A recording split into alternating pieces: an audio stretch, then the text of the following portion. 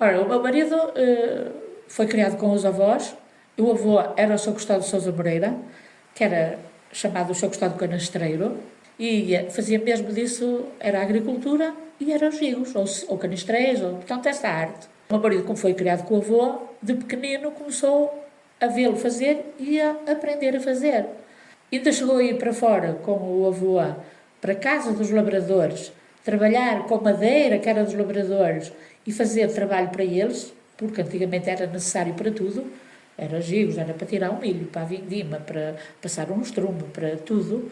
E então eles iam às semanas inteiras, ficavam lá, em casa dos labradores, só vinham ao fim de semana. Santa Maria do Monte e outros lados.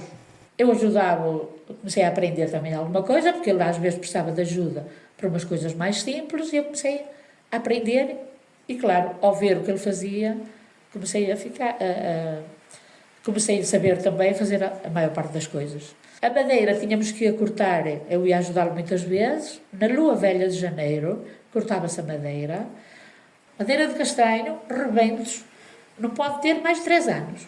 Tinha que se fazer um tratamento, antes que ela secasse, que ele chamava recozer a madeira, que é, punha umas pedras e punha bocados de paus em cima das pedras, um monte, depois metia-lhe aqueles ramalhos de eucalipto por baixo, chegava-lhe o fogo e aquela casca e o sumo que a madeira ainda tinha fervia lá dentro, e era isso que fazia o tratamento, dizia o avô do meu marido, e o meu marido, e vê-se pelas peças que eu ainda aqui tenho, que não bichava a madeira depois disso. O próprio sumo da madeira fervia e tratava a madeira. Entretanto, aquela madeira era posta num sítio abrigado, de preferência, conforme punha-se um bocado na água, que era para ela o que fosse preciso para ir trabalhando, porque ela tinha que estar bem molhada para se trabalhar, porque ficava muito seca, muito dura. Primeiro era chamado um pudão, que era uma foice grande, com um cabo, uma foice comprida, que era com que eles cortavam a madeira no monte mesmo, e depois, para cavacar a madeira, era uma raspilha e um banco de cavacar. O banco de cavacar segurava com o pé e com a raspilha fazia-se isso.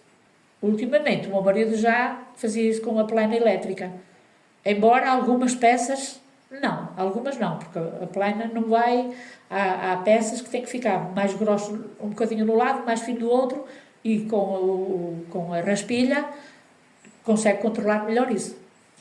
Depois da madeira estar rachada, aparada e cavacada, para ficar macia, depois é que se começava a fazer a peça. No início era chamado do gigo redondo, o gigo comprido e o canistrelo. Eram essas as peças que se usavam. Entretanto, o meu marido começou a diversificar um bocadinho, fazer cestos para lenha, já mais a direito, já era uma coisa diferente, um bocadinho diferente. Gigos, sim, compridos e redondos, mas pequeninos. E lembro-me que tenho lá um giguinho comprido, que ele deu-me quando eu ainda era solteira, já andava para me casar, mas deu-me aquele giguinho, ele ainda está lá novo, não está nada deteriorado, e isto foi há 44 anos, já fez em agosto.